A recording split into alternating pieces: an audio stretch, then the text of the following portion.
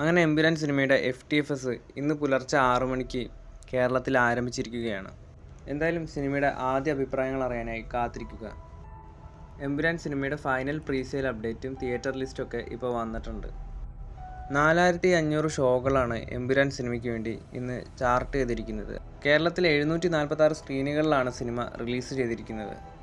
സിനിമയുടെ final Kerala presale 12,40,00,000 online tracked shows 11,69,00,000.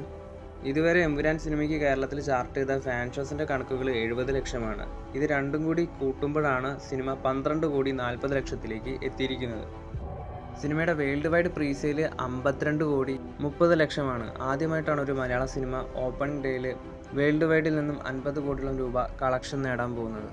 അതുപോലെ സിനിമയുടെ വീക്കെൻഡ് വേൾഡ് വൈഡ് പ്രീസെയിൽ എന്നത് 85 കോടിയിലേക്കും എത്തിയിട്ടുണ്ട്. ഇനി എമ്പുരാൻ സിനിമയുടെ FTFS കഴിഞ്ഞ ശേഷം സിനിമയ്ക്ക് പോസിറ്റീവ് റെസ്പോൺസും കൂടി വന്നാൽ ലാലേട്ടൻ്റെ സ്റ്റാർഡം എന്താണെന്ന് എമ്പുരാൻ സിനിമ കാണിച്ചു തരും. എന്തായാലും സിനിമ വമ്പൻ വിജയമായിട്ട് മാറട്ടെ. എമ്പുരാൻ സിനിമയുടെ കൂടുതൽ അപ്ഡേറ്റുകളുമായി അടുത്തൊരു വീഡിയോയിൽ കാണാം.